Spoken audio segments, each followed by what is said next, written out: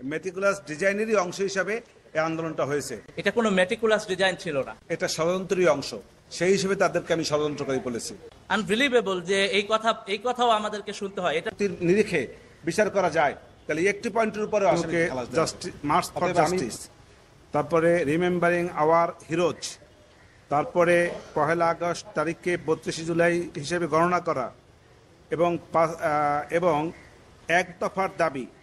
এই যে এক দফা বলতে সরকার পতনের এক দফার দাবি, এই যে দাবিগুলি ছিল পর্যায়ক্রমে নীল নকশার অংশ, যার সর্বশেষ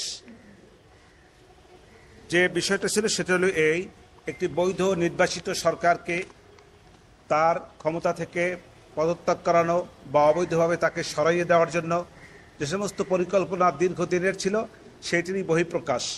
এবং আজকে যে সাক্ষ্য দিয়েছেন তিনি ছিলেন একজন সংগঠক, উনি সমন্বয়ক ছিলেন না, কিন্তু এই যে আন্দোলন সংগ্রাম ওনারা যারা যে আন্দোলন সংগ্রাম করেছেন এর যে সংগঠক হিসেবে উনি অত্যন্ত মুখ্য ভূমিকা পালন করেছেন। অতএব আমি মনে করি এই যে আন্দোলনটা তারা করেছিলেন সে আন্দোলনটা ছিল অবৈধ এবং বৈধ সরকারকে উৎখাতের জন্য। সেই প্রসঙ্গেই আমি তাকে, একটা মেটিকুলাস ডিজাইন ছিল, মেটিকুলাস ডিজাইনেরই অংশ হিসাবে এই আন্দোলনটা হয়েছে, এইটাই আমার মূল বক্তব্য ছিল। এখন আপনি বলেন, কি প্রশ্ন করেছেন? আপনি আরেকটা বলেছেন যে মানে তাদেরকে ষড়যন্ত্রকারী বলেছেন। হ্যাঁ বলেছি, ষড়যন্ত্রের অংশ হিসেবেই জি এটি জি জি জি জি বলেছি।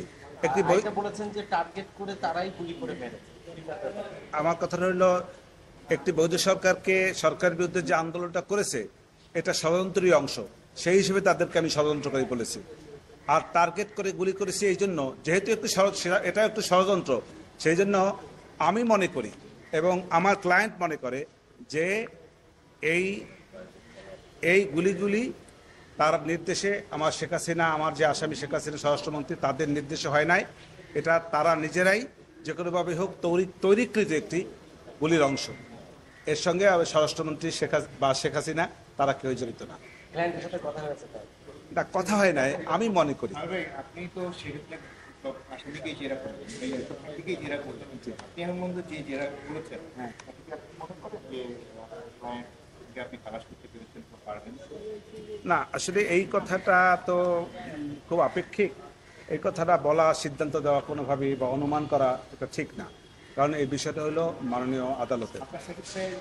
আমার স্যাটিসফাইড থেকে আমি মনে করি আমি মোটামুটি যেসব সাক্ষীদেরকে জেরা করেছি আমি ভালো জেরা করেছি, ভালো ভালো পয়েন্ট আমি আনতে পেরেছি।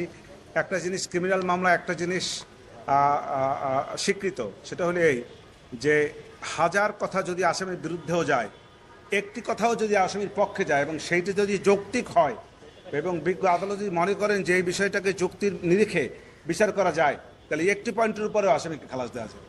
অতএব আমি বলছি না যে আমার আসামি খালাস পাবে এ কথা নিশ্চিত, তবে পাবে না এ কথাও নিশ্চিত না। ধন্যবাদ। আমি আলী হাসান জুনায়েদ, জুলাই গণঅভ্যুত্থান পরবর্তী নতুন সংগঠন ইউনাইটেড পিপলস বাংলাদেশ, সংক্ষেপে আপ বাংলাদেশের আহ্বায়ক।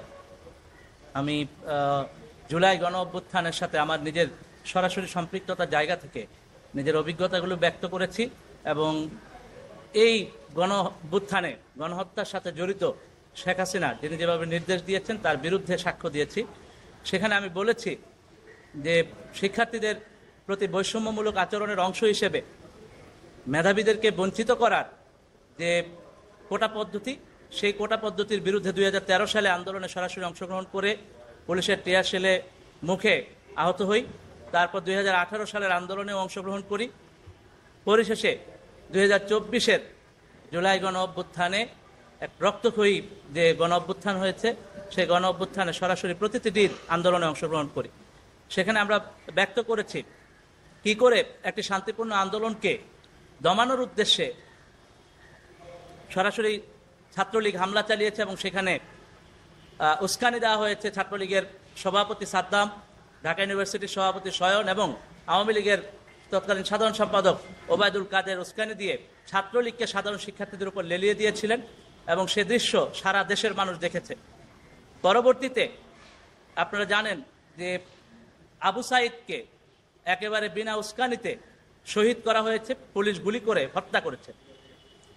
এই যে গুলির করে হত্যার মিছিল শুরু হলো, তার ধারাবাহিকতা আমরা দেখেছি 18-19 জুলাইয়ে নির্মমভাবে সারা দেশের বিভিন্ন জায়গায় শহীদ হয়েছে। আমার অভিজ্ঞতা ব্যক্ত করেছি 19শে জুলাই যাত্রাবাড়িতে চিটাং রোডের স্পটে আমাদের উপর সরাসরি হেলিকপ্টার থেকে, পুলিশ, র্যাব, বিজিবির গাড়ি থেকে সরাসরি গুলি করা হয়েছে। সেখানে অন দ্য স্পটে আমি নিজের চোখে 20 থেকে 25 জনকে পড়ে যেতে দেখেছি। এবং এই যে অভিজ্ঞতা, টানা 3 ঘন্টা ধরে গুলি চলেছে। যে প্রথম কথা হলো, আমরা আন্দোলনটি শান্তিপূর্ণভাবে চালিয়ে যাচ্ছিলাম এবং 14ই জুলাই আমরা রাষ্ট্রপতির কাছে স্মারকলিপিও পেশ করেছিলাম। এরপর তৎকালীন প্রধানমন্ত্রী প্রেস ব্রিফিংয়ে শিক্ষার্থীদেরকে রাজাকারের বাচ্চা নাতিপুতি বলে ব্যঙ্গ করেন, উপহাস করেন এবং আন্দোলনকারীদের জন্য এটা ছিল অত্যন্ত দুঃখের এবং ক্ষোভের। পরবর্তীতে বিশ্ববিদ্যালয়ে ছাত্রছাত্রীরা সবাই আন্দোলনে নেমে পড়ে। আপনারা জানেন সেই রাতের কথা, তুমি কে আমি কে, রাজাকার রাজাকার, কে বলেছে স্বৈরাচার স্বৈরাচার, এই স্লোগানে বিশ্ববিদ্যালয়ে মেতে ওঠে এবং সারা দেশে এটা ছড়িয়ে পড়ে। এর প্রেক্ষিতে আমি বলেছিলাম যে আওয়ামী লীগের সাধারণ সম্পাদক ওবায়দুল কাদের, ছাত্রলীগের সাদ্দাম এবং সয়নেরা শিক্ষার্থীদেরকে বলে যে এই আন্দোলন দমাতে ছাত্রলীগই যথেষ্ট, 5 মিনিটের মধ্যে ফু দিলে উড়ে যাবে, তারপর হলো যে সবকিছু মনে রাখা হবে, এই ধরনের হুমকিমূলক কথাবার্তা বলে এবং তারই প্রমাণ পাওয়া যায়। পরের দিন যখন 15 জুলাই ছাত্রলীগ ক্যাম্পাসে, ঢাকা বিশ্ববিদ্যালয় ক্যাম্পাসে সরাসরি শিক্ষার্থীদের উপর, ছাত্রছাত্রীদের উপর নির্মমভাবে হামলা চালায়, সেই দৃশ্য, বিশেষত তন্নির চেহারার দৃশ্য সবার স্মরণে থাকার কথা।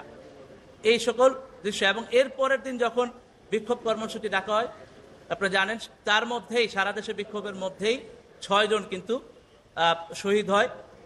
আবু সাইদ সহ, চট্টগ্রামে ওয়াসিম শান্ত সহ 6 জনকে পুলিশ বিনা উস্কানিতে গুলি চালায়। এই আন্দোলনের দাবি ছিল জাস্ট চাকরিতে যেন সমসুযোগ পাওয়া যায়, এরকম একটা দাবিতে গুলি চালিয়ে আন্দোলন দমন করার যে নীতি, এই নীতি আমরা দেখেছি হাসিনার কাছ থেকে। এবং এরপরে আমরা বিভিন্ন ফোন কলের মধ্য দিয়ে প্রমাণ পেয়েছি হাসিনার মাকসুদ কামাল স্যারের সাথে, কিংবা আপনার এই হাসানুল হক ইনু, ফজলুর তাপসের সাথে ফোন কলগুলো আপনাদের মিডিয়াতে এসেছে। এটা কোনো মেটিকুলাস ডিজাইন ছিল না, এটা ছিল একটা ন্যায়সঙ্গত দাবির আন্দোলন। এবং সেই আন্দোলনে আমরা দেখেছি কিভাবে করে আন্দোলনকে দমানোর চেষ্টা করা হয়েছে। এটা ছিল সম্পূর্ণ নীতিসঙ্গত, ন্যায্য, বৈধ আন্দোলন। সাধারণ শিক্ষার্থীদের গণতান্ত্রিক অধিকার, এই বাংলাদেশের ছাত্র জনতার গণতান্ত্রিক অধিকার, তাদের যে ন্যায্য দাবি, সেই দাবি